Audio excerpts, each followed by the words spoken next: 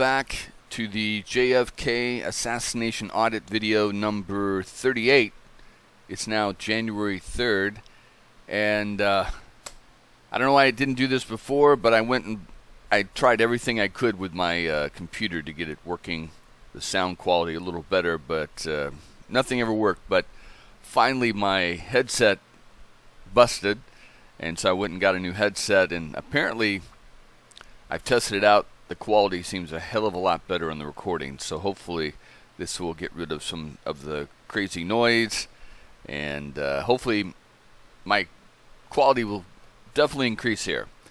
Anyway, so we're going to get back into the timeline and see what we have here. So it says that at 11:55, one of Oswald's co-workers, Charles Givens, testified to the commission that he last saw Oswald on the 6th floor of the school book depository, which was 35 minutes before the motorcade entered Dealey Plaza.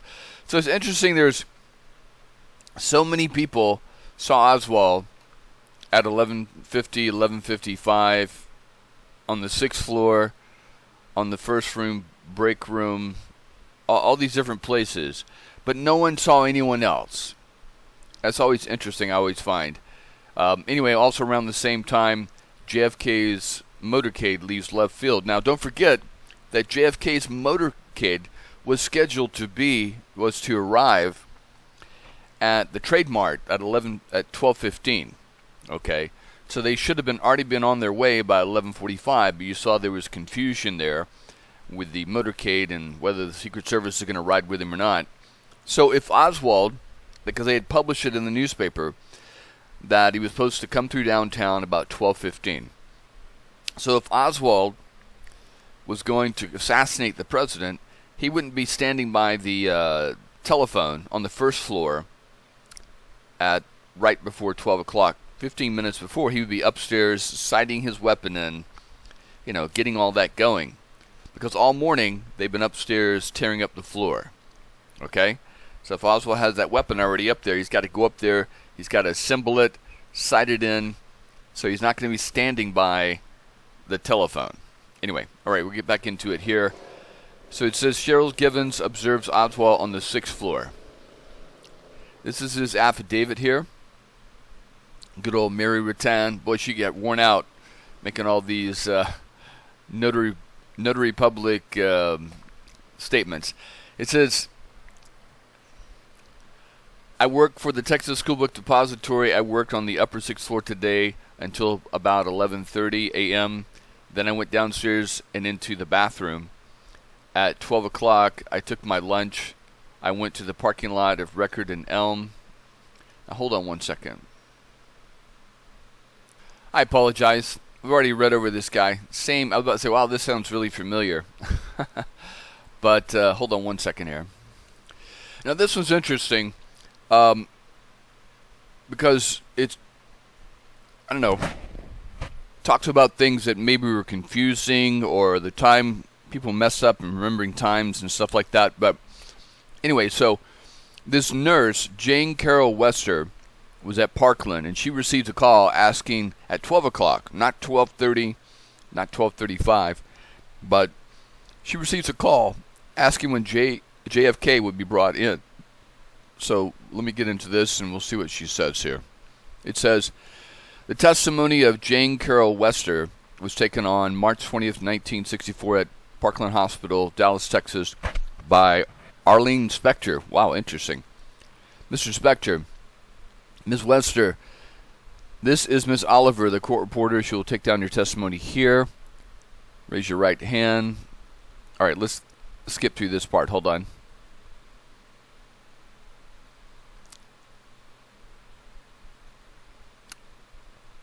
Okay. It says, may the record preliminary show that the purpose of this proceeding... Okay, hold on one second. She says she's a registered nurse at Parkland. She's employed there 9.5 years, so she's not some, candy striper newbie. Says, did you receive notice on that date that President Kennedy or John Connally were en route to Parkland Memorial Hospital to receive treatment? I was not aware they were in the hospital. When was it first brought to your attention, if at all? At noon, around noontime. I'm not sure as the exact time it was. I was relieving the secretary for lunch, and the phone rang. Someone in the pathology department asked if the president were in the operating room, and I answered no. And they said that a Secret Service agent was down there, and as soon as the president did arrive in the operating room, would I please call them? So, she says 12. Now, you remember how I said people don't run around looking at their watches and writing down important times and stuff like that? But, you know, if you get a call like that, if you go to lunch at a certain specific time every day, okay, so 12 to 12:45 or whatever, you're going to remember basically when you get a call like that, especially afterwards. You're going to say, oh my God, that was like right when I was at lunch, or that was 5 minutes after I went to lunch, or 10 minutes or 15 minutes after I went to lunch. But she's pretty specific that it was 12 because she was relieving someone else. So that is kind of interesting, I think. I think personally that she mixed up the times, that she's, looking back and remembering the time. Remember what happened, but got the time wrong. Anyway, I received a call from the emergency room asking us to set up a craniotomy. And what is a craniotomy in any language? That's an exploration of the head. Was there any other requests made at the time? Yes. Well, immediately following that, I received a call to set up a thoracotomy. I'm not a medical expert, so I don't know these things. Which is an exploration of the chest, and were 2 setups made in accordance with the request you received? Yes. I immediately assigned personnel to set up these 2 rooms for the first 2 cases. And what room?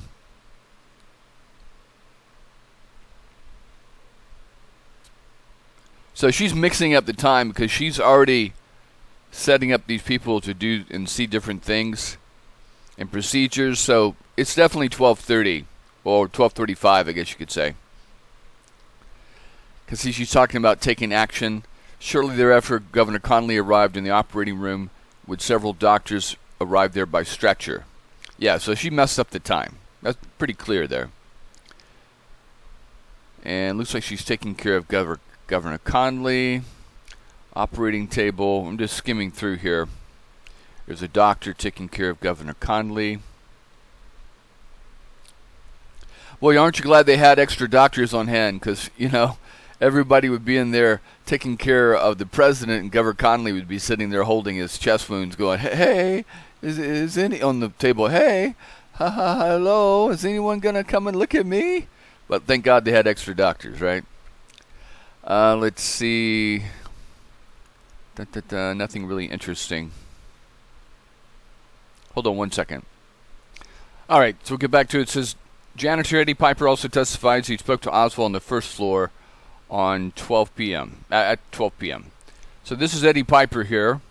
That's what he looks like, and here is his testimony. This is before the sheriff, but it gave on the 23rd. And, all right, let's see. I have been employed as a janitor at the Texas School Book Depository for a little over 4 years. I do the packing of the books as well as lockup at night. I came to work yesterday about 10 a.m. and worked until 2 p.m. There has been a man that I know only as Lee who has been working there about 5 weeks. He fills orders and I pack the orders. Yesterday at 12 noon, this fellow Lee says to me, I'm going up to eat, and I went on to my lunch. I then went to the front window of the first floor and ate my lunch and waited to see the president parade go by. I saw the president pass and heard some shots and looked at the clock there and saw that it was 12:55. See, about time. The shots seemed to me like they came from inside the building.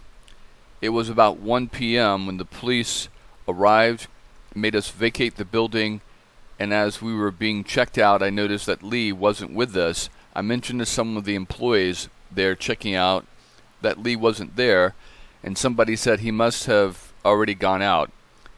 This man Lee has never talked much to anyone and hardly said anything to me. He kept pretty much to himself and hardly even answers when I say good morning. Eddie Piper.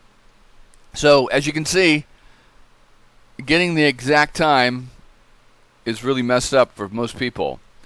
So, he says he saw Lee at 12. He said he's going up to the second floor to eat lunch. Okay. And then he said the president got shot at 12:55. We all know that happened at 12:30. The police did come in, but it was like 1 o'clock, well, immediately after, and then they vacated the building about 1 o'clock and did a roll call after that. All right, we'll keep going here. Now, this is his Warren Commission testimony. And let's see, we'll get to the interesting parts.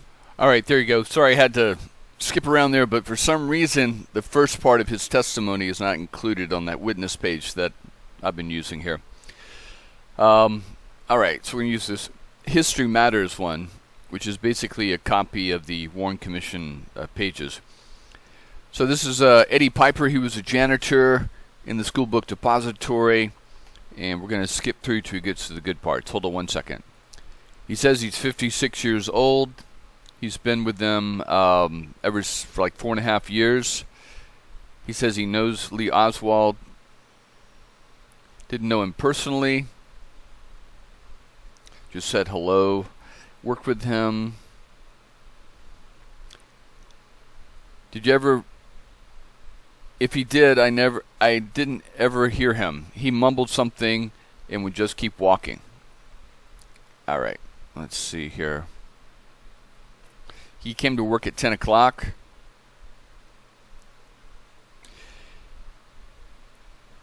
Did you ever see him again that day? You mean all day, the rest of the day? Yes, sir. No. Was that the last time you saw him? Just at 12 o'clock. Where were you at 12 o'clock? Down on the first floor. See, so Daughtry has seen him on the 6th floor. Oswald put down his clipboard by the stairs, came downstairs to the first floor and standing by the telephone there. What was he doing? Well, I said to him, it's about lunchtime. I believe I'll go have some lunch. So he says, yeah. He mumbled something. I don't know whether he said he was going up or going out. So I got my sandwich off the radiator and went on back to the first window of the first floor. The first window of the first floor? No, not the first window, but on the first floor, about the second window on the first floor. I was intended to sit there so I could see the parade because the street was so crowded with people, I didn't see anything. You said you sat at the second window, but that would be what window from the corner? Well, from the front corner, you know, where the front door is, going back right down Elm, it's the second window from the corner. So you say you sat down there, yes. What did you sit on? A box. Could you see out the windows? Yes, I could see out the windows, but I couldn't see anything. Too many people. Did you eat your lunch there? Yes. Where were you when the president's motorcade went by? Now, I don't know. I was sitting there, I'm sure, when the president went by. Where were you sitting? Probably sitting there in the same place. Did you move from the time you had your lunch until the president went by? Yes, I moved. When there was a shot, I moved. When there was a shot, you moved? Yes. From the time you had your lunch until the shot, did you move? No, sir. You were at the window all the time? All the time. Did you ever go up to the 6th floor? No, sir. Were you there at any time that day? No, sir. Were you above the first floor the day, that day up to the time of the shot? Before the shot? Yes. Yes, sir. Where? At 11 o'clock, I went to the first floor to pick up. You went to the 4th floor? Yes, sir, at 11 o'clock. And you were there for how long? I would say just about 10 to 15 minutes to pick up, not quite that long, to pick up the mail and stuff in the 4th floor office. Don't forget, the 4th floor is where Virginia Davis is working. Then what time did you go? Then what did you do?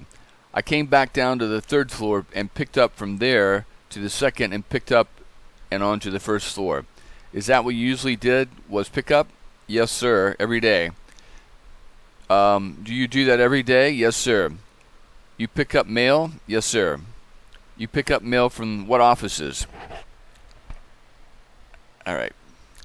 From what the name of the office is, the different offices. Oh, I pick up mail first on the fourth floor is Scott Pharmacy, and I come down to the third floor and I pick up there in the hall. You know, they have a hallway, and there they put it out on the table, the packages and the mail, and I pick up there unless they've got a name on the boards to see them in the offices.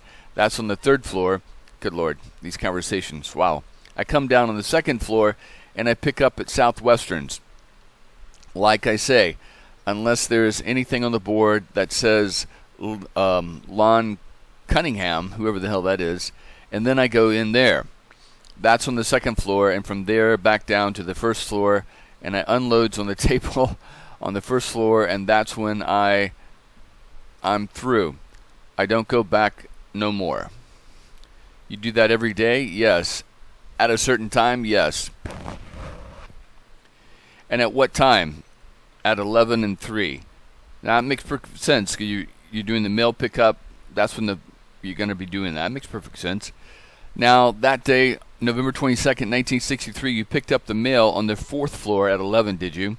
Yes, sir. And then you came to the third? Yes. And then you came to the second? Yes. And what time did you come to the first floor? Well, it was close to around about, it must have been about 11:30, about 11:30 when I came back. Did you leave the first floor from then on until lunchtime, from 11:30 to 12? No. What time was it that you spoke to Oswald and said you thought you would have your lunch? Just about 12 o'clock. So Oswald's down there at 12 o'clock. Again, if the president's coming by at 12:15, you're not going to be down on the first floor standing by a phone chatting with people. You're going to be on the sixth floor, assembling your weapon, sighting your weapon, getting ready for the president to come by any minute. No, sir, I don't remember exactly. All I remember was him muttering or something. I didn't know whether he was going up or going out. You said something like that? Yes, something like that.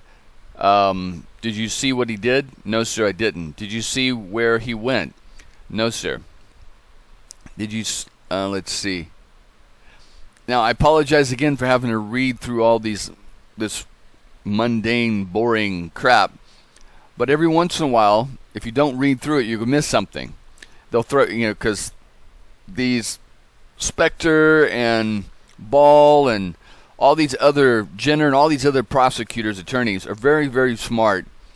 And they're dealing with people that don't have a high intelligence, okay? So they're throwing around, running around them in conversation, and so to understand where they're coming from, where the Warren Commission and what they know, you have to look at the questions they ask and how they ask them, okay? Because that reveals, you don't ask a question about something you don't know, okay? If you know something already, you're going to start asking questions to confirm that. What they're doing here, they're not exploring, they're focusing. They're corralling conversation where it comes just to Oswald and nothing else. You notice how he never asks, did you see any strangers in the building? Did you see any other guns in the building? All this stuff, where there are people making deliveries during the day. These are obvious questions I would ask, but they don't want to open doors, they want to close doors onto Oswald. So this is why they ask the questions the way they do.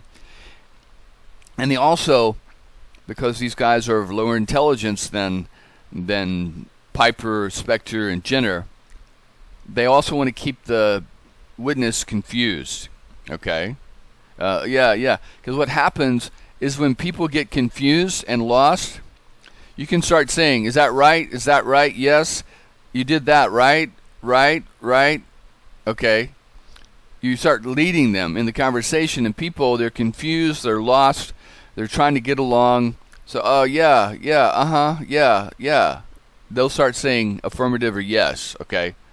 It's a very these guys who study psychology, they know how to handle witnesses, okay?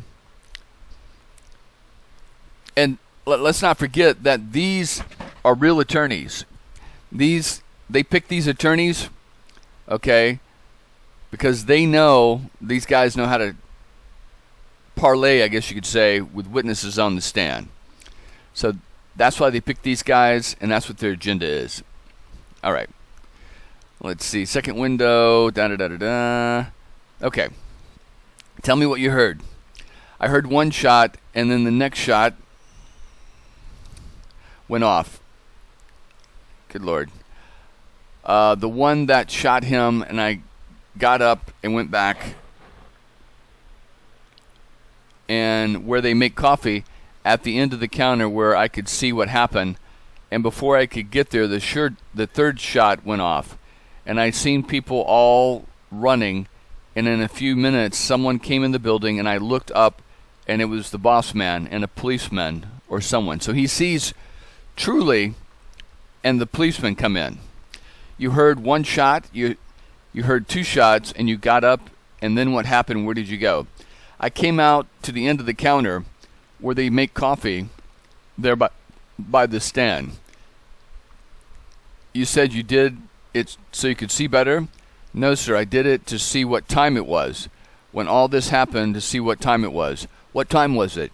It was about 12:30. See, here he says 12:30. Between 12:27 and 12:30, something like that, as near as I can remember. Now, let's not forget, a lot of the clocks back then were, what do you call them, crank clocks, or where they had little springs inside. You'd have to take the clock off the wall and turn the little crank, like every other day, to keep the clock going, because they didn't have the plug-ins for the clocks back then, okay? Or the batteries or something, and could just be the some of the clocks were on the wrong time. Could you tell where the shots were coming from? No, sir, I couldn't, not for sure. The direction? No, sir, I couldn't. Did you look out the window later? No more. No, sir, I didn't go back to any window. You mentioned you saw Truly. I don't know whether it was the policeman or FBI or who it was, but another fellow was with him. And, well, see, that would be kind of obvious. If it was a uniformed policeman, especially with the helmet, you could tell the difference between that and a plainclothes FBI agent. And where were you? Standing right there where they make the coffee. What did they do? He ran in and yelled, "Where's the elevator?" And I said, I don't know, sir, Mr. Truly. They taken off and went up the stairs, and that's all I know about that. So the elevator is really easy to find. It's right there in the entrance. So what he's talking about, where's the elevator? He means where's the elevator stopped at? What floor? Because they figure wherever the floor is at, that's where the shooter's at. Did you at any time go to the 4th floor on that date? No, sir. Did you at any time go that day up above the 4th floor? No, sir. You never did, either before or after the shots? No, sir. Now, that day, you went over to the sheriff's office and you made a statement, didn't you? Yes, sir. No, sir, not that day. Did you the next day? Saturday. Did you go to the sheriff's office? I went to the county, yes, sir. And did you tell them at any time that you saw Lee about 12 o'clock? Yes. And that Lee said, I'm going up to eat. And he said either up or out. That's the way I reported it. That's what you told them? Yes, sir. Now, on that day, did you tell them that the shots that you heard seemed to come from inside the building? Yes, sir. You did tell them that? Yes, sir. Was that your best impression then? See, this is interesting because you see how Mr. Ball already knows what he said, okay? He already knows what he said. He's not asking exploratory questions. He's just confirming from the statement that he made and expanding on it. Let's see. Yes, they seemed like they come from the building, by the vibration of that window. It seemed like nobody had shot in the window from the outside. It might have been coming from the building, is what I figured. You told them that day that you thought it came from inside the building. Yes, from inside the building, yes. Now, this statement you made to the sheriff's department, I'll show it to you. There's a copy there, and is that your signature? Yes, that's my signature. We'll attach that as Exhibit A to your deposition. This deposition will be written up, and you can come down here and look at it over if you wish, all right, or you can waive your signatures, da-da-da-da-da.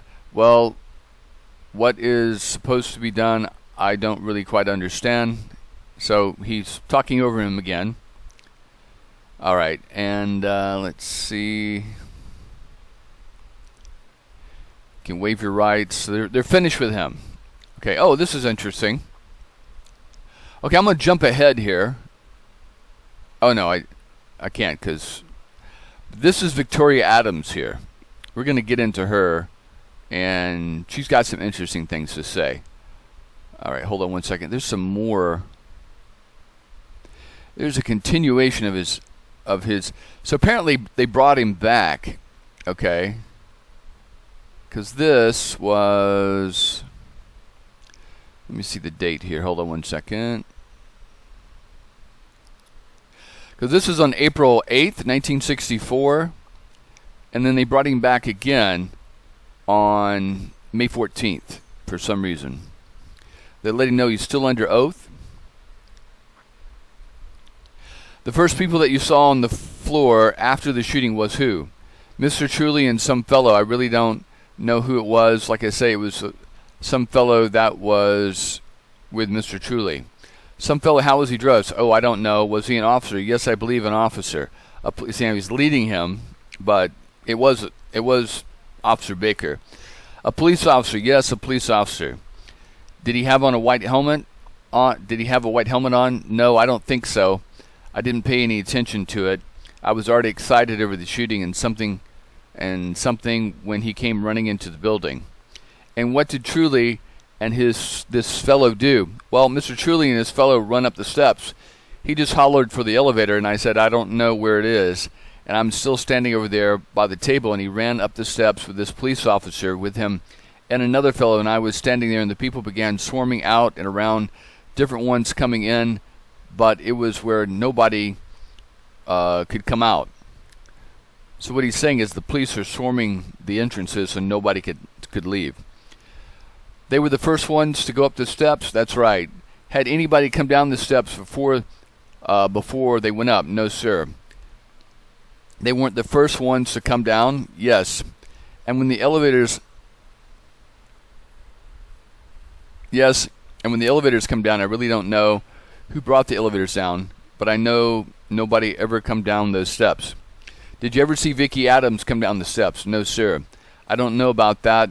If she said she did, it was after I got here and walked over to the back door. Did Vicki Adams come down before Truly and the man went up the steps? No, sir. No, sir. She didn't do it. See, they're trying to, like I said, you can see by the questioning, they have a problem because Vicki Adams says after she heard the shots, she came down from the 4th floor, okay, and Oswald didn't pass her. Oswald would have passed her between the 4th and the 2nd floor, okay, or she would have seen Oswald come down because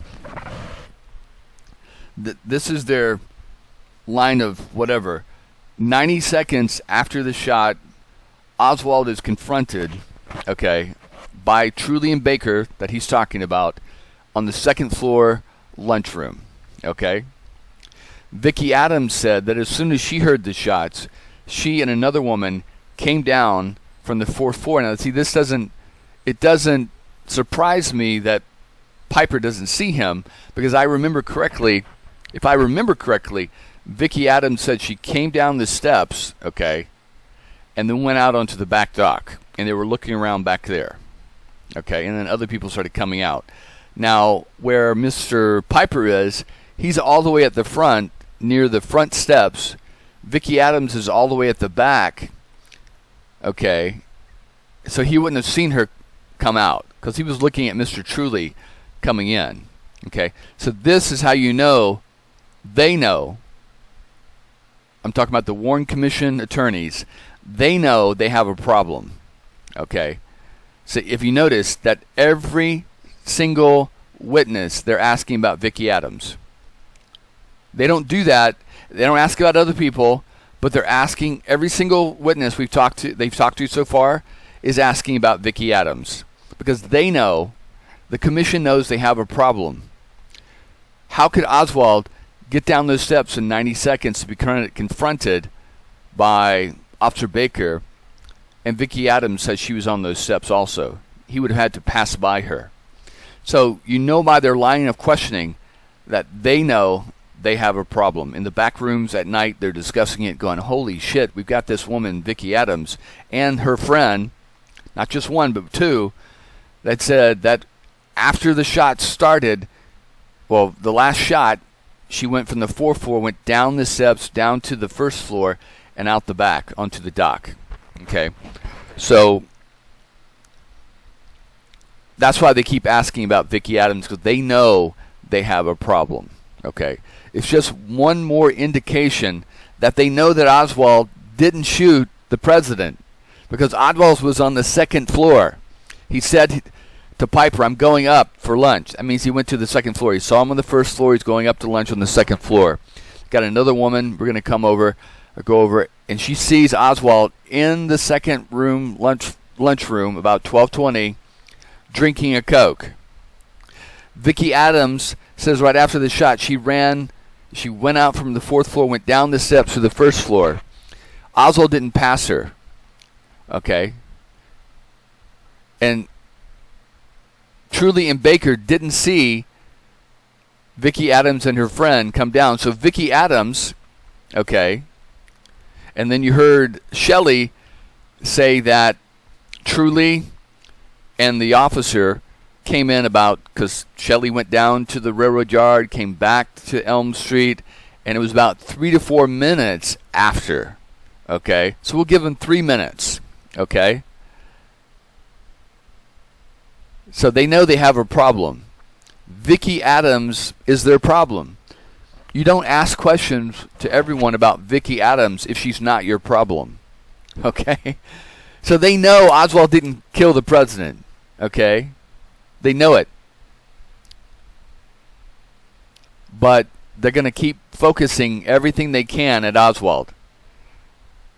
But this is an admission, in a sense, this is an indirect admission by the Warren Commission that they know Oswald didn't kill the president. They know it because of Vicki Adams. The Vicki Adams question, you'll see, to everybody that was on that first floor, they're going to ask about Vicki Adams. Now, they don't explain to Mr. Piper about that, why they're asking. But we know she's a problem for them. That's why they keep asking.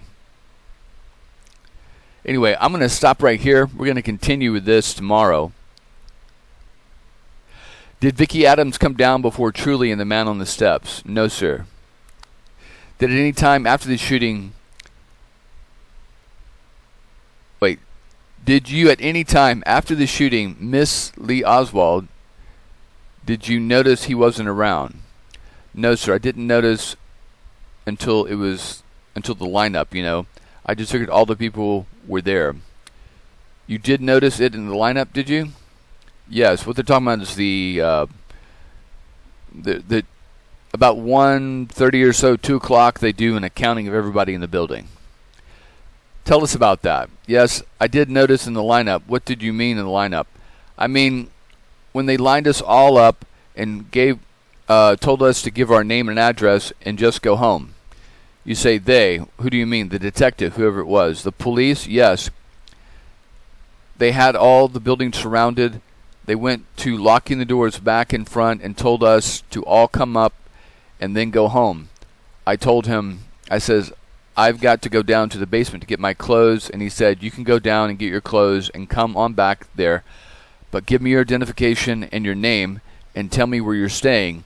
And everybody heard me say that, I guess, and he led us out of the building one by one, and I went on out the front door. Did you say something to anybody about not seeing Oswald there? No, sir. I didn't say it. I just saw that he wasn't in the lineup. I didn't tell anyone because I didn't see him. Just tell us what you did. Tell us, what did you notice? I noticed he was not in the lineup. You noticed he was not in the lineup? Yes, but you didn't mention anybody. Now, isn't it interesting that Frazier, who says in his little video there at the 6th floor museum that he saw Oswald come around the back of the building, come up Houston, and then go up Elm. And he didn't say anything to him. He just figured that he was going to lunch. But when he goes to the lineup like everybody else, does he mention that he saw Oswald? Oh, you know, my coworker Oswald, he went to lunch right after the shooting up Elm, but I don't see him back here. He doesn't mention that to the police, does he? It says, no, sir, I didn't mention it, but he knows he wasn't in the lineup. And Charles, I don't know where he was, but he went out for lunch. So it's even Charles was this Charles Givens. I couldn't remember seeing him. He went out. Remember, Charles Givens said he took off too. I don't remember whether he came out from the building again or da-da-da-da. So the next thing I'm going to do is try to find out how many people were missing from the lineup, okay? Because the whole Warren Commission said it was just Oswald that was missing, the only one that was missing, and that's why they put out the description of him. But the description of the shooter was put out, 12:45, 12:40. All right, so hold on one second. All right, so we'll go into that later tomorrow, and now we're going to get into this Christopher Fulton info that I've found out. Hold on one second.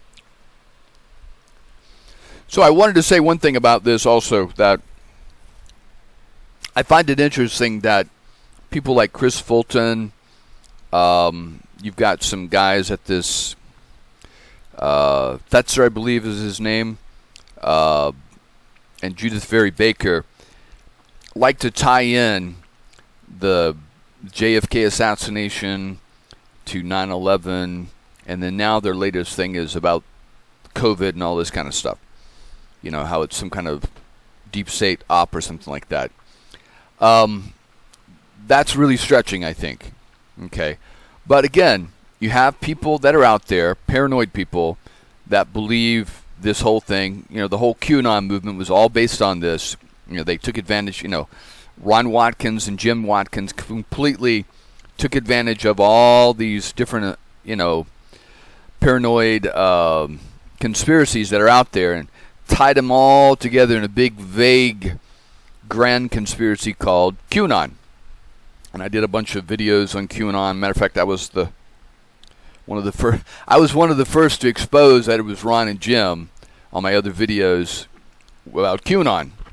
And I did probably over 100 something videos showing the evidence that Ron and Jim started QAnon. They were part of QAnon. The reason they started QAnon was their rivalry with this Nishimura guy who did 8chan. And QAnon started on 8chan, and they brought, they had a financial fight with Nishimura over 8chan and all those things. And actually, it was over 5chan, which was a Japanese board that they stole from Nishimura, and they made millions of dollars off it. But yeah, so I exposed them. I got Jim expelled from the Philippines. Gave the information to his wife. Got his wife to divorce him. He didn't know any of this, but that was me. I was the fucker back there doing all that. So, but anyway, so I finished with QAnon. Now I'm on to more glorious things here. But like I said, they all try to tie all this in. Like I said, you got this crazy Portsman guy, talking about, this is all QAnon related. At Dealey Plaza, saying that JFK is going to come back and endorse Trump for president in 2024, and then JFK Jr. There's even a picture here, JFK Jr. at their conference. He's going to come back and run as vice president with Trump, which totally crazy, wacko, crazy shit. Okay, But anyway, so we'll get into more of Christopher Fulton. I found out a lot of interesting things. It's funny. The guy is really creative, I tell you that. From what I found out, he's managed to take a loss from getting convicted as a young guy as for fraud, bank fraud, and turn it into a win for a book deal and insert himself falsely into the JFK research community and tie all the grand conspiracies into it. Anyway, let's see what he says here. Things that would give great detail to what this story is all about. I can mention two things to you very quickly.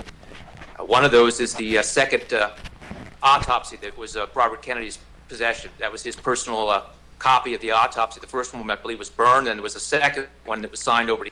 You see how his accent is dropping off now? It's not as much as like Kennedy spoke like that, and now he's starting to get his Virginia accent starting to come out more. Okay? And another thing about grifters, just like with QAnon, okay, just like with Russian misinformation, they're excellent at that. You want to throw in 90% truth, evidence that you can prove or that people agree with is true, and then you throw in your little 10% of false information, okay, and then it leaves it where no one knows what's real and what's not. By Admiral Berkeley, which showed the progression of change of the wounds to the president. This was very important. Now, Robert Kennedy's specific copy of this was confiscated by the FBI spy. Now, other documents very important is the fact that 4 days after following the assassination, that for the Attorney General of Texas, it was filed that there needed to be an intermediate government of the United States, that Lyndon Johnson was complicit in the murder of President Kennedy. This also has disappeared and become classified.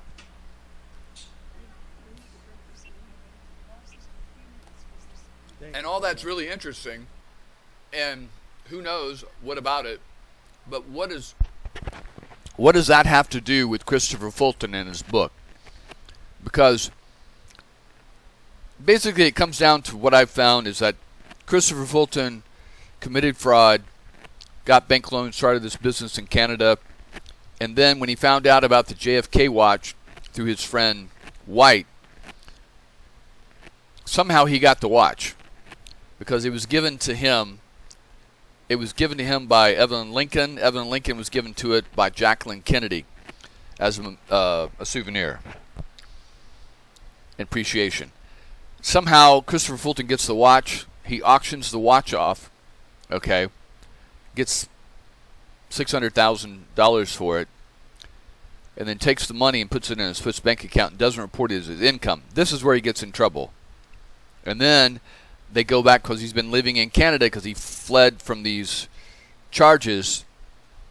This is like 1998. He flees from these charges, okay, of fraud, bank fraud, and identity theft is what he did. He got an assumed name, a false name, and took out bank loans and bought cars and started this business in Canada, and that's why he was living in Canada. But the government had enough about that. You know, it's one thing to commit bank fraud, but it's another thing not to pay fucking taxes. Okay, I tell you. So, especially taxes on $700,000, which is what most people, you know, because when you put that in a bank, the bank's going to report that. That's going to flag for the IRS, and they're going to say, hey, we've actually never received any kind of payment on that. And that's how he gets flagged. But to tie that all in and say the government went after you because of, you know, the JFK conspiracy, it's just bullshit. You know, you're trying to make yourself, you're a felon trying to make yourself look good. Anyway, keep going. Thank you, Chris. Hold on a second, okay, please. Chris, I'd like to introduce you to somebody you, I think, are aware of. This is my wife. This is Janet, and she had some question for the audience that relates to you. Okay. Not Judith Very Baker, it's Janet. I just wanted to begin by asking how many of you have already read The Inheritance? Who here does not know anything about the book? Okay, those are the confused-looking people I could see out there. Christopher, can you, in a nutshell, just tell them what the significance of the 3 items you had? I know one was a pair of sunglasses, which really didn't have a whole lot of significance other than they belonged to JFK. The other was a Cartier watch. Perhaps you could tell why that in particular was so important. The watch itself was important for many reasons to Robert Kennedy. It was brought back from Parkland Hospital by Robert Bauch, specifically for his investigation into his brother's murder. It helped him to determine that Lyndon Johnson, what his actions were that day, that he was aware of what was going to happen in advance. It also was the closest physical evidence to the frontal exploding shot to his head. So Robert Kennedy was utilizing this information and discerning it very quickly so that he could back channel to Russia, talk with them directly. There's actually very close connections there. And basically he was Russia's connection to prevent us and keep us out of war. Very important information for the world to understand.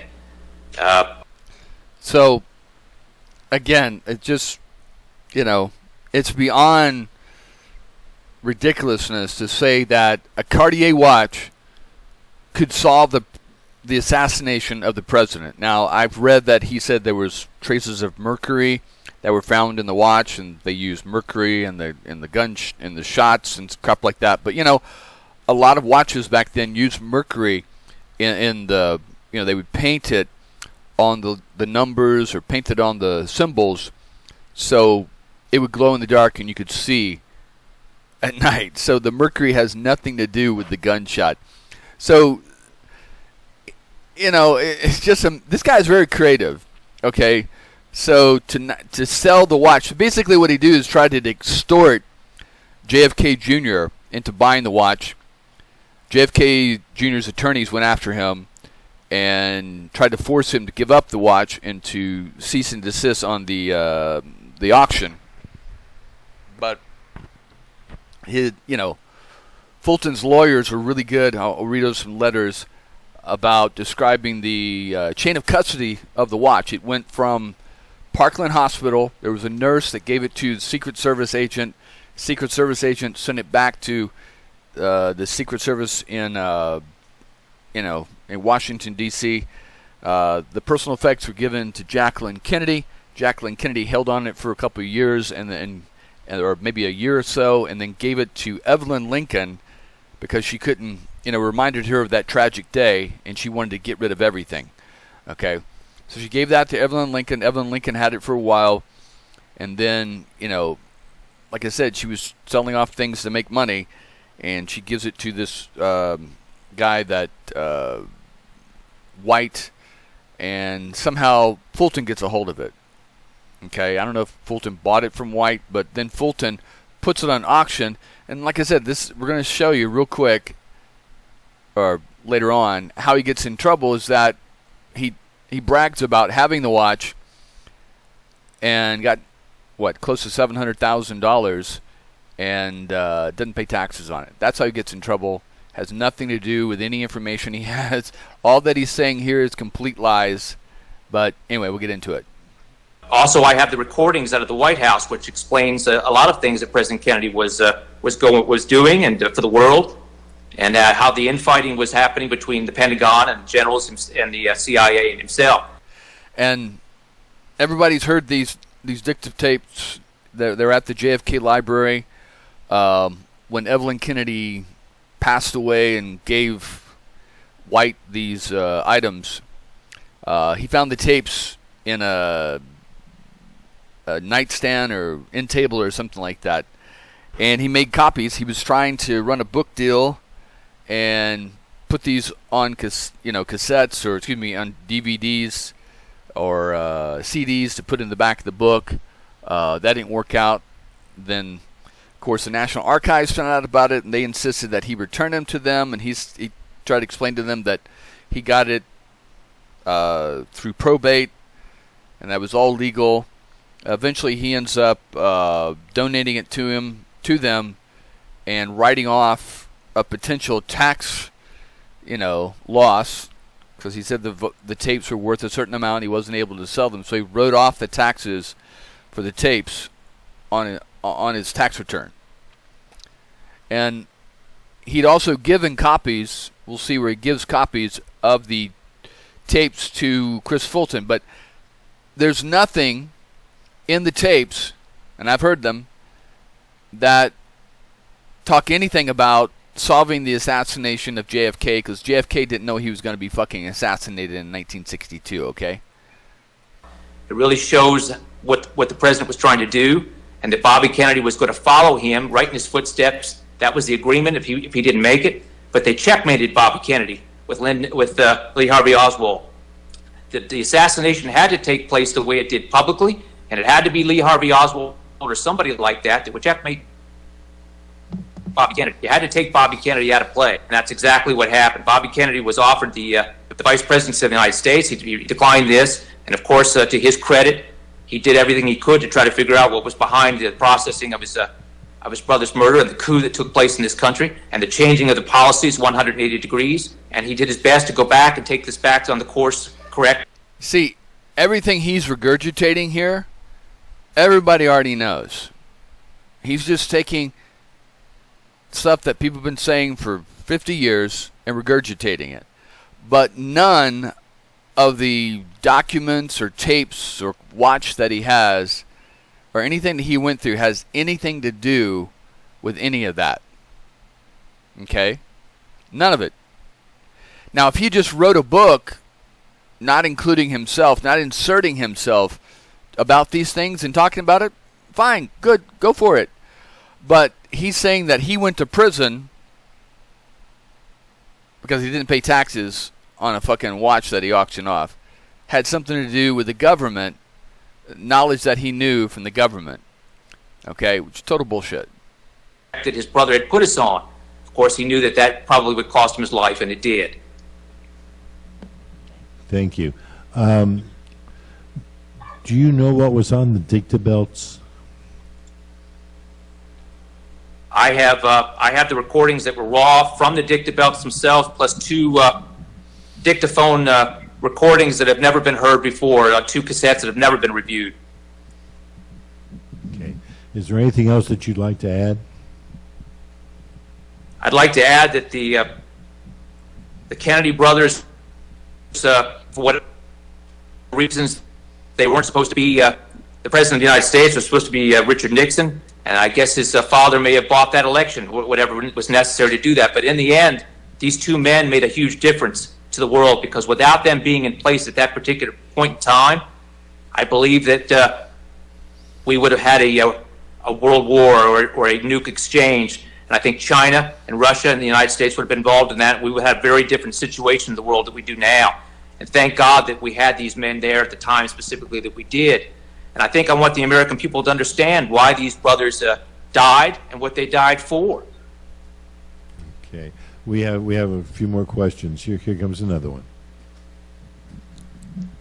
Thank you, Chris. Read your book and thoroughly enjoyed it and recommend it to everyone to get his book. Very good book. I have two questions. In 1991, the criminal record indicates that's when you changed your name to a second identity and got another Social Security number. Large bank loans that were made in that name, as well as credit cards issued in that name. Your subsequent prosecution was for the bank fraud and the access device fraud, which was the credit cards. Your earlier testimony... See, look at him. He knows he's busted now. This is kind of more people we need right here, but this guy just dies off. He doesn't pursue it anymore, okay? So the reason he wasn't convicted back in 94, 95 is because he fled to Canada. He took the money and he fled to Canada. He bought nice cars. He started this construction company. And then he brought his dad up there also. Okay, but when he, like I said, he did the auction for, he got over $700,000 for the auction between the sunglasses and the watch, that was just too much for the IRS. So when he came back into Washington State, that's when he got arrested and he was held there. Explained a whole lot.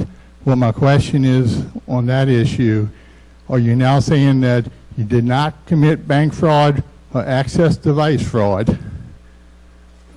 What I did was I signed a piece of paper at Riggs Bank in Potomac, Maryland that stated my income incorrectly to the United States so that they had that ability to say your income was not correct. But let me say this. Now watch. Yeah, I did that, but if the government wants to get you, they can get you any way they want. Watch. If the United States, if the agencies of the United States government wants you for something, or you become a national security concern, there's nothing that's going to protect any of you. They can get you on anything, and they can indict a ham sandwich if that's what's necessary to do that. So don't be fooled in thinking that there is a large criminal intent here. They can put anything they want down on record, make it look any way they want to. Same thing with President Kennedy. So, on his own website, he has the indictments and the pleas. So, if the government did this to you, if the government faked charges to me or any average Joe, don't you think you'd be shouting to the rooftops in the media and protesting that, no, I'm not guilty, I didn't do this, fucking prove it. Because I'm not guilty, and here's the evidence showing why I'm not guilty. Here's my witnesses showing why I'm not guilty. But he pled guilty. He didn't go to trial. He pled guilty on all three charges. Why would you plead guilty? Okay, now if you ask him this question, he would say, they're threatening my family, da-da-da-da-da. Yeah, of course they were threatening his dad, because his dad, he gave him the check, and he put it, his dad was part of the fraud. They took the check and put it into a Swiss bank account and refused to give up the numbers. We'll read the documents.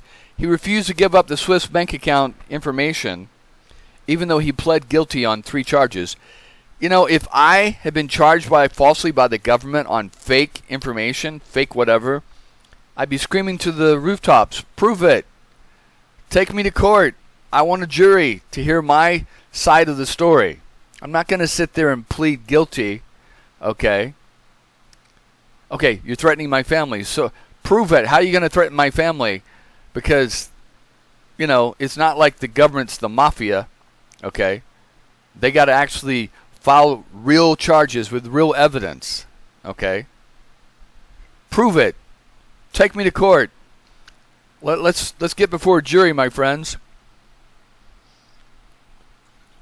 But we'll read these documents where he pleads guilty on all 3 charges. Anyway. President Kennedy was killed for purpose. There was a coup. You see how he changes the subject? And that's not, that's about me, but no, let's change it back to Kennedy. In this United States, and the history was written by men that survived the day, that won the day. It wasn't written by the president. You could hear the president speak on the recordings. You know what was happening. You know the changes that he was making in this country. Yeah, and he didn't get a chance to follow those through. You see how he's slyly changed the subject, focus off of him back onto Kennedy, and telling the audience what they want to hear. So to answer your question, did I do something wrong? I did misstate my income properly in the United States, and they had that on a signed statement, which allowed them to pursue those other charges and lead them up into a 50-year threat against. And how does the government force you and your father to take a check for $600,000, $604,000? I'm going to show you that.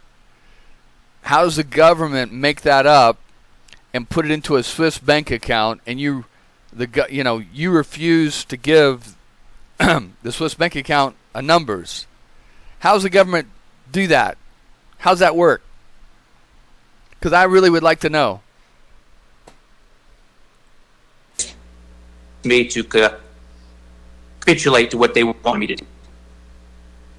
Okay, and finally, after you sold the JFK watch, the proceeds were given to your father who removed those funds overseas. Is that correct? There you go. Proceeds were given to my father. They were transferred to Switzerland, as I was instructed to do, and that's where they remained. The Justice Department tried to annihilate any record of that whatsoever. That they tried to hide that money was transferred at all, or any of this took place. Some CNN was. We'll show you the document from the attorney, prosecuting attorney, that shows it clearly that, you know, the father took the money and put it in the Swiss bank account, and Mr. Fulton refused to give them the bank account information. Okay? So the government was wanting the information, not trying to annihilate the information. Anyway, just keep talking, Mr. Fulton. You keep digging your fucking hole, okay?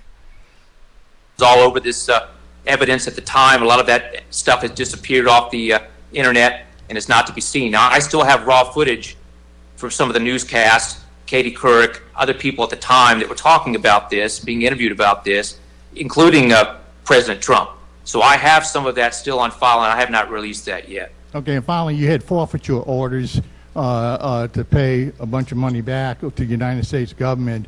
The money that was moved overseas, did you bring that money back and turn it back over to the government? The money, any forfeiture orders by the United States was an attempt to gain control over any evidence that was in my possession. That was what was attempted to utilize to get. And again, back to the meat of everything. Chris, okay, back to the meat of everything. What evidence did you have that prove anything about the assassination of the president, John F. Kennedy? What evidence? Spell it out. Because your Cartier watch, okay, and your Dictabelt tapes don't do that at all. And if the Dictabelt tapes do, spell it out. Put a video together showing this says Dictatate belt says this on this date, and this, you know, proves that. Where is it? It doesn't exist. hold on 1 second. I'm going to turn you over here and see, he gave him a softball, and then he extracted him from the softball. Crazy. thank you so much for your time. Did you? Okay, Chris, thank you so much. Wow. Appreciate your time and thanks for your efforts. And you see how he, you know, he's showing up on his FaceTime or his Skype, because if you showed up in person, they, you know, hopefully there'd be some people there that would rip him to shreds. What a bunch of crap. Thank you. And see, this is the kind of bullshit why people outside the JFK assassination community don't take people inside the JFK assassination community serious. Okay? Because they don't do any house cleaning. Okay? They don't say a spade is a spade, black is black, and white is white. Okay? And again, the reason they don't do that, because there are lots of people in the JFK community that, you know, have a lot of skeletons in their closet too. And if they start throwing fire, fire might come back on them. Okay? So you got to stand up for what you know is right. If you're going to say that the government killed Kennedy, and here's the evidence, you need to state the evidence. And I went to jail because of this specific evidence, okay? And of course, he already told us earlier that the fish ate his homework. He had evidence and the FBI confiscated and everything. And it's really a case of, if you can't do the time, don't do the fucking crime. And then don't come out whining about it because you went to jail for fraud and not paying taxes that the government was trying to extort you for this evidence, okay? And my question is, if you got this evidence from Mr. White and he got it from Mrs. Lincoln, if it was so fucking explosive and would have blown the JFK assassination wide open and proved there was assassination by whoever, why wouldn't Evelyn Lincoln okay, Evelyn Lincoln, JFK's personal devoted attorney, secretary, why wouldn't she put that out there for all the world to see? Why wouldn't she get an agent, okay, and have them release the information? Or, hey, upon my death, here's this information. Because why would she go to her grave knowing she had information in her possession that proved that President Kennedy, her love, her boss, was killed by the government, and never, ever, ever put that information out there? And she'd give it to you? You're nobody. You're some guy in Canada with a fake JFK accent. She doesn't even know you. She gives it to White. White gives you copies. Okay? So this is total bullshit. And I'm going to show you how this is all, Mr. Fulton is total grifter bullshit. And this is why no one's going to take the JFK assassination community serious if they keep lovingly embracing grifters like this. Okay? Criminal grifters. Lying criminal grifters. We need a clean house, get rid of people like this, and stick to the facts and the evidence, and not some made-up fantasy bullshit. Okay? All right. So let's get into what he's been saying. So he says that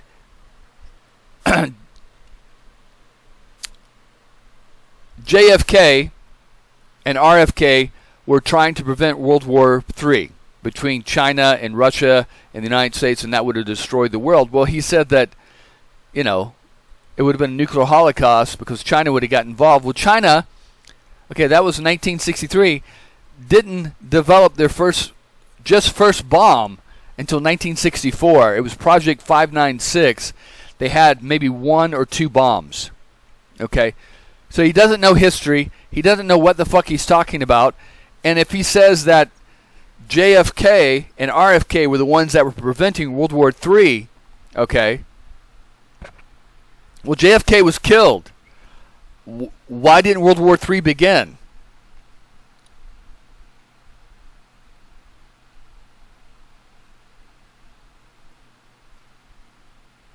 Silence. Anyway, enough of that bullshit. Let's see what else we have here. Now, this is all on Google that I found. I can find other information, okay? But this is total bullshit, okay? In earlier statements, he says that he was sent by President Clinton in 1998 to go get documents, meet with General Lebed about the assassination. But, he's mixing that up also with saying that he has documents and Victorville tapes, and somehow the Cartier watch solves the Kennedy assassination. But I'm telling you here that in June, they're already writing about documents concerning Lee Harvey Oswald in possession of Boris Yeltsin, okay, right there, and that they're already negotiating with those documents, okay? Basically, it's the KGB files. The KGB files were hand-delivered when President Clinton went to the Kremlin and visited Boris Yeltsin in August of 1999. And here's a list of all the KGB documents that they had about loser Oswald. Okay? There's all the documents right there. And this is History Matters. History Matters Archive, JFK, other Yeltsin consonants. Right there. So, Mr. Fulton's full of shit.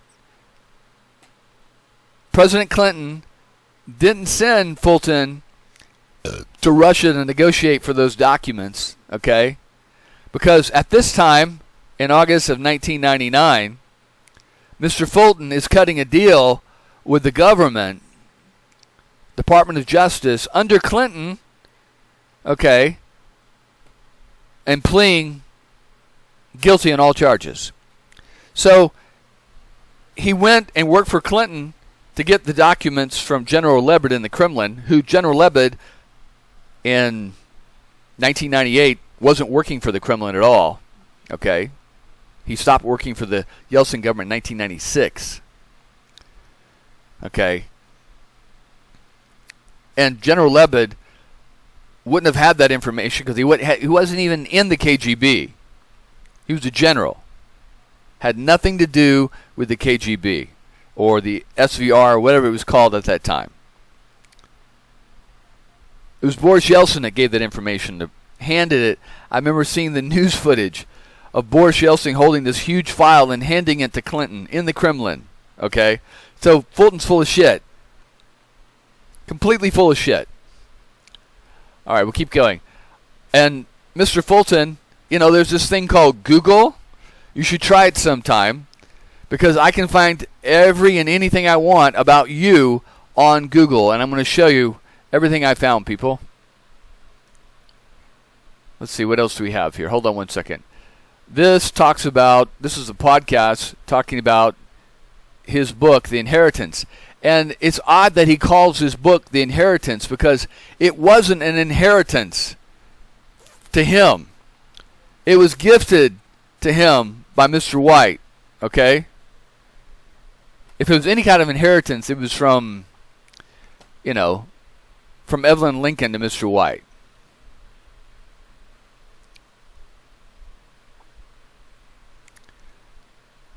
Anyway, this is a podcast that he does.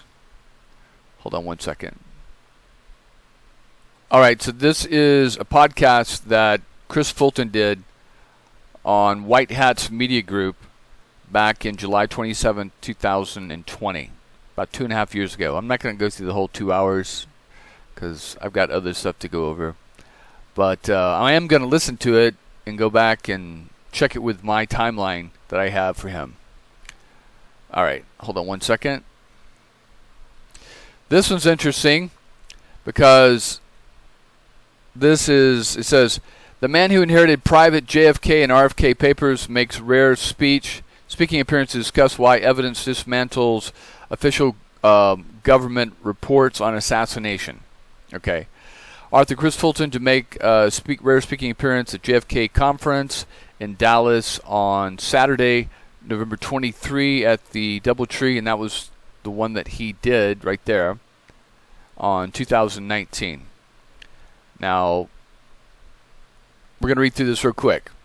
It says, Christopher Fulton, a successful American developer in Vancouver, Canada, was labeled a threat to national security, placed on the FBI's most wanted list, arrested and extradited, and interrogated without counsel. He was then viciously prosecuted and federally incarcerated. Christopher Fulton is the last survivor of the U.S. government's ongoing attempt to finalize the suppression of Robert Kennedy's unsecure evidence from JFK's assassination as detailed in the book, The Inheritance. That's a bunch of crap right there, okay? Now, let's take this statement here. It says, he was labeled a national security threat. You're prosecuted for not paying taxes, Mr. Fulton, not a national security threat. There's nothing in there saying you're a national security threat. Okay? It says he was interrogated without counsel. Well, you even posted a letter from your attorney. Okay? So how can you say you didn't have counsel? What a bunch of crap. You have no evidence from Robert Kennedy. You have a Cartier watch, okay, from JFK, and you have dictabelt tapes, or at least cassettes of dictabelt tapes. That has nothing to do with Robert Kennedy. It says Robert Kennedy unwittingly unlocked some of the mysteries that surrounded JFK's life and death for more than 55 years when he acquired personal items JFK's secretary Evelyn Lincoln had kept locked away for years at the request of Robert Kennedy. These included JFK's secret Oval Office recordings. She didn't have him locked away because of RFK. Okay? That's another fucking lie. These non-secured materials included Cartier watch JFK had on at the time of his assassination, had the ability to alter the course of U.S. politics and history, according to Mr. Fulton. Another fucking lie. Following Mrs. Lincoln's passing and transferring these materials to Mr. Fulton and a subsequent meeting with JFK Jr., who had plans to acquire the evidence and expose the truth about JFK's death to the U.S. government. No. You didn't ever meet with JFK. You tried to blackmail JFK with the watch. And then when he wouldn't pay what you wanted to pay, you put it up for auction. And he forced him to buy it at the auction.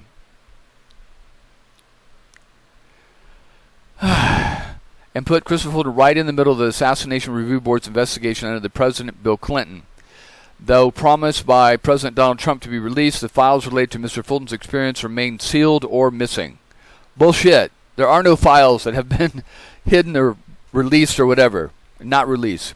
Now a free man, Christopher Fulton, Surrey tells his story and how his experience has impacted his professional and family life, how being brutally attacked and incarcerated brought him face-to-face with the nation's cruel penal system, and how a political agenda can overrule justice.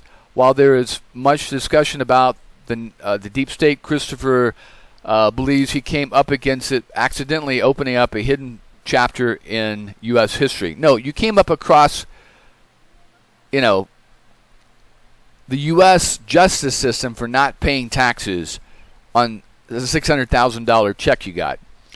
About Chris Fulton. Chris Fulton was born in 1965, just out Washington, D.C., into a family of rich military history. He was on his way to being accepted to the U.S. Naval Academy at Annapolis, but chose a career in commercial construction. I can almost guarantee you for 100% certain that he either was never accepted into the U.S. Naval Academy, or that he got booted out for some reason from the U.S. Naval Academy. I can put fire on it. No, that's exactly what happened. His discipline and diligence took him to the high-rise construction industry in Vancouver, Washington, D.C., where at the age of 33, during the height of his success, he was extradited and spent years in federal prison for his possession of physical evidence related to the JFK assassination. No, Mr. Fulton, you scammed people, the bank, Riggs Bank, out of large amounts of loan money and absconded to Canada and hid in Canada and started a business there. That's why you're in Canada, because you were hiding.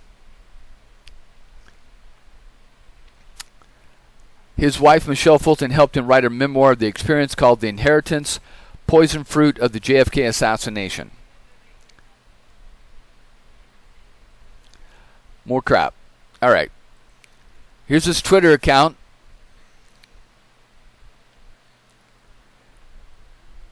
Hold on one second. All right. Here's his Twitter account, and it's all just about promoting his book. That's it. And then he makes certain statements that he can't back up. There he is right there. There he is with Judith Very Baker. And again, that puts the legitimacy of Judith Very Baker into doubt if she can't vet an obvious liar like this guy. Come on.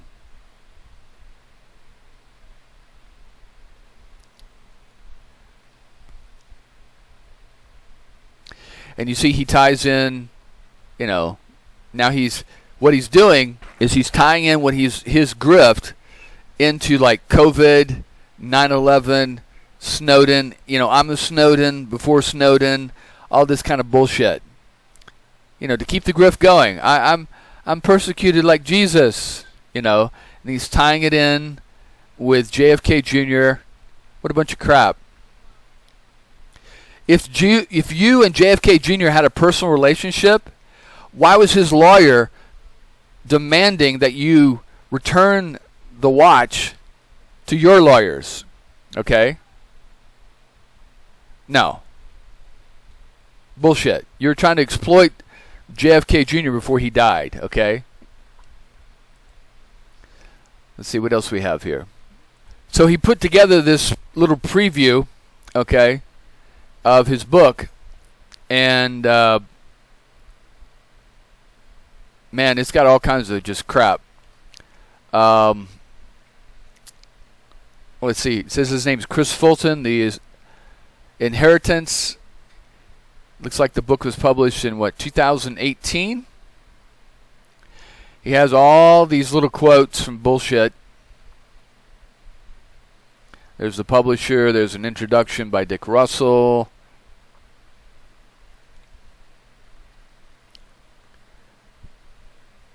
There's an acknowledgement.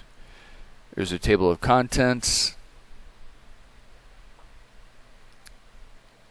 And we're going to read through the first part that he has here. Hold on one second. There's JFK Jr. at the funeral. Okay, so this is what he says. This is how he starts off in the introduction. March 3, 1999. Today started out differently. I wasn't forced onto government aircraft controlled by the United States Marshals. I wasn't stuck in a cold holding cell for days, and my wrists and ankles weren't chained to a lockbox at my waist. No one had died today, and no one was trying to kill me. I wasn't put in an unmarked car and could see out the windows. I hadn't seen outside in 8 months. It's called being held for trial, Mr. Fulton, because you got $600,000 in a Swiss bank account that you refuse to give them the numbers and hand back the money. You're flight risk. They're not going to let you out, especially since you were living in Canada. Okay? I was in custody of the IRS agent Clara Mancini and FBI agent Joe Callahan, and they were driving me to the Federal Greenbelt Courthouse in Maryland. I had to go to the bathroom. When we arrived, I asked permission to relieve myself. Absolutely not, spat Mancini contemptuously. I'll take him.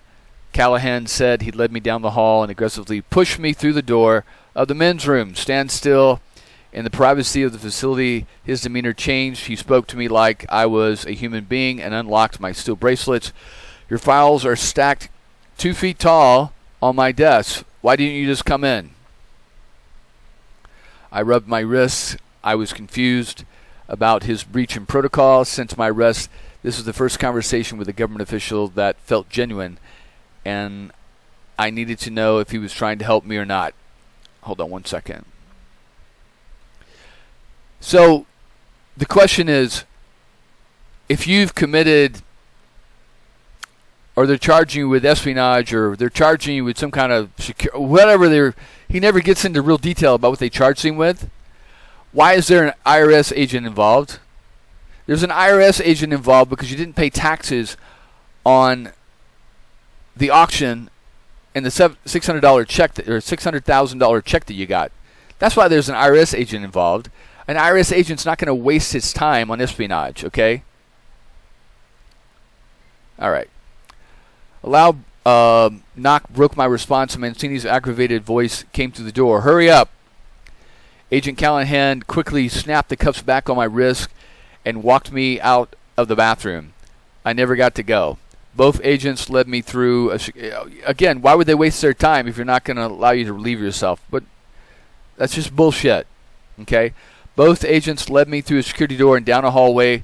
Callahan turned to Mancini. You know, we have to wrap this up before the Bush election. Okay, so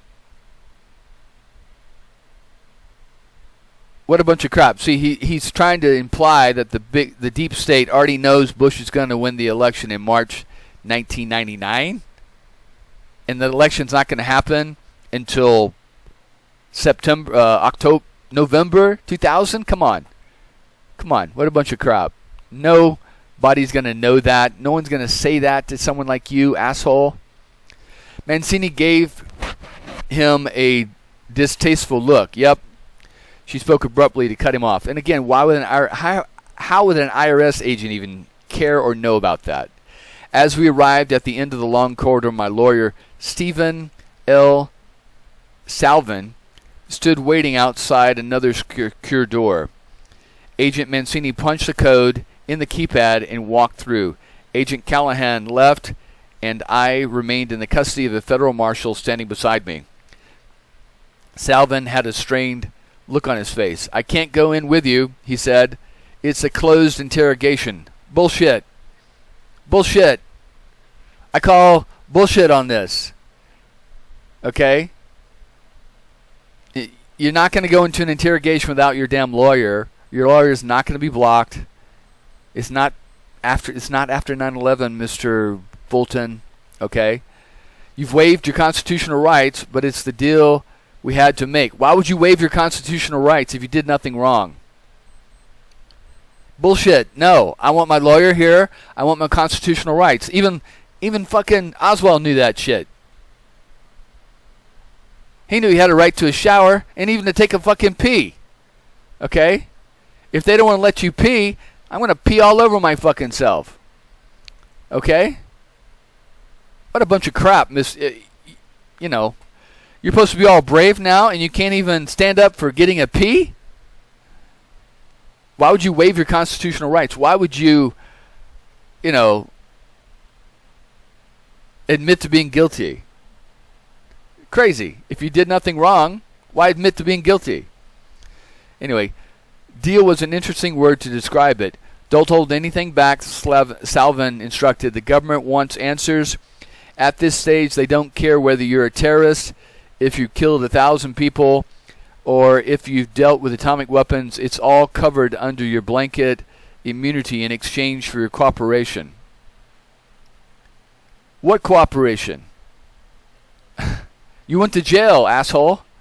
That means you didn't cooperate. Anyway, my eyes locked on his. You know I've never done anything like that. He nodded. Just remember, your family won't be touched now. Right. Sure. Everybody knows that if some shit like this was going down, that Mr. Slavin, or I'd have my attorney, Mr. Slavin, out on CNN every fucking day saying, hey, the government is threatening my family unless I cooperate with them. What a bunch of crap. My family, I started to collapse within myself. I couldn't stay focused on what Salvin was saying. This was all too surreal. I knew I didn't fully trust him, but I was forced to take his direction under threat of even more terrible consequences. I had no choice. You don't trust your own lawyer? Get another fucking lawyer. You got $600,000 fucking dollars, dude. Get another damn lawyer.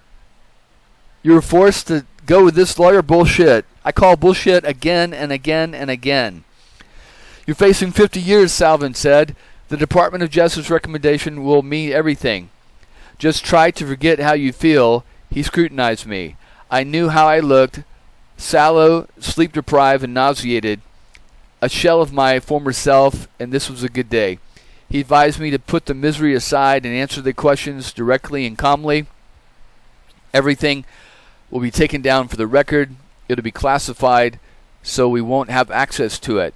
It'll be taken down for the record, but it'll be classified. Good Lord. What a bunch of crap. We're not in the star chambers anymore, asshole. And what espionage charge were you charged with? Okay? He doesn't even state that. Matter of fact, does he even mention what his fucking charges are? No, he doesn't. Just try to remember as much as you can and write it down as soon as you get a chance. I know it's nearly impossible to get everything to write with in the hellhole they're keeping you in. That place is designed to break people, but it's important to you. It's important to you try. And look at this watch. And look, he looked at his watch. It's time. Too much was riding on this. My life was riding on this. I had swallowed my anxiety, my fear, but the question kept screaming in my brain. What the hell am I doing here? You know what you're doing there. You committed fraud. You didn't pay taxes on the JFK watch that you auctioned off. That's why you're there. It's no other reason why you're there. I took a deep breath and tried to appear composed as the marshal escorted me through the door. I was delivered into a small courtroom with a marble floor. The Great Seal of the United States hung above the proceeding. I walked through the center of the room to a podium. A federal judge and a stenographer sat on my right, and a group of officials sat on the opposite side of the room. Their eyes followed me, emotionless. My cuffs were removed, and Assistant District Attorney Stuart Barman ordered me to sit down. Barman addressed the room. This is the proper session debrief for Mr. Christopher Fulton. He has agreed to the session of his own free will. He will answer all questions put to him under penalty of perjury. He has agreed to plead guilty to the charges against him and is facing up to 50 years imprisonment. Oh, no. I'm sorry. No. I'm not getting no time. Either I'm walking out that door after I talk, or I ain't talking. So fuck you. Go sit on this, Mr. Barman. What kind of fucking lawyer does he have? You plead guilty and you're facing 50 years for a plea deal? What was the real deal? I'd rather face a jury. Yeah, let's go face a jury. Let's see what a jury has to say about this, okay? What a bunch of bullcrap. Anyway, you should have got Better Call Saul to be your lawyer, because he would have been better than this Slavin guy you have here. Anyway, the Department of Justice will recommend a reduced sentence based on his cooperation. The government has granted Mr. Fulton and his immediate family blanket immunity for anything that is said here today and any other information or actions that are known or become known that occurred prior to this proffer. The United States government would not bring any further charges against Mr. Fulton or his family or assist in any government in charging him or his family. He turned to me, Mr. Fulton, do you understand? Yes. My mouth was dry and I spoke clearly. Please state your name and occupation for the record. He was really asking, who are you? But I didn't recognize myself anymore. I grew up in Maryland, just outside of the district. My mother was personal and smart, a stewardess recommended by Howard Hughes to fly aboard the Lockheed Constellation shuttle between Washington and New York. On many important and interesting individuals she met, her favorite was Bobby Kennedy. They shared several long conversations together. I learned from an early age about reputation and privilege, not from our family, name, or wealth, but from my mother's remarkable way of with people. When I was 2 years old, she arranged for a private tour of the White House for me, which included the upstairs rooms. I even met President Johnson. Wow, the murderer himself. I can't remember what he said, but I have a photograph to commemorate the occasion. From a very young age, I developed a great appreciation for history. My taste and love for it came from my mother's influence. My family roots grow deep in soil of proud American military heritage. I'm a descendant of William Vaughan Jr., who fought with distinction in the Revolutionary War, and General C. Vaughan, who fought in the Civil War. Most of the men in my family tree served in the United States Navy. My parents assumed I would follow in those footsteps. I'm doing his fake fucking Boston accent. When I turned 18, an admiral wrote a letter of recommendation for my acceptance into the United States Naval Academy in Annapolis. It was a great honor. I was on my way, and my family was sure my future was set, but I wanted something different, and I wanted to do kinds of things my father had done. So you'd rather go into pouring concrete and working construction than to be a U.S. naval officer and serving your country? Okay. My father was vice president of Weld Creek, a company that supplied NASA with exceedingly hard concrete used to withstand the intense heat and powerful exhaust from the Apollo rockets. As a boy, I collected patches from the missions that my father helped make possible. Although as one of the first men in the family not to serve in the Navy, I eventually became successful in commercial construction industry. It took years of struggle, hard work, and personal sacrifice, and also bank fraud to get the capital I needed to start my business, and I fled to Canada. But I reached my goal and fulfilled my dream of bank fraud, and I became an independent general contractor. So you'd rather pour concrete than serve your country in the Navy. Okay, sure, why not? I would always be proud of that, but the real thread of passion throughout my life was my love for history. Particularly American history never left me. That's why you'd rather pour concrete than to serve in the U.S. Navy? Okay, why not? In this cold courtroom, I was about to be questioned by U.S. Assistant District Attorney Stuart Barman, witnessed by representatives of secret agencies intended to keep our nation safe and the military I would have to be part of. My childhood was an unattainable memory, and my future was about to be stolen. Mr. Fulton, please state your name. The prosecutor said again, "Yes," I said, as I pulled myself back into the present. "My name is Christopher Fulton. I'm an independent general contractor." Mr. Fulton, when did you first meet Mr. Robert L. White? 1994. You were living in Maryland at the time, and Mr. Robert White was a friend of a friend? Yes. When did you become, let's see, do I go on here? Hold on 1 second. When did you become aware of Robert's relationship with Evelyn Lincoln, President Kennedy's personal secretary? 1996. You were saying he kept that information from you for 2 years? Yes, I responded. The panel looked doubtful, so I continued. He had a deal with Mrs. Lincoln to keep the information shared with him secret until after her passing. Mr. White only shared information with you after Mrs. Lincoln died? Yes, that's correct. Why? So, why isn't Mr. White being prosecuted and persecuted like Mr. Fulton?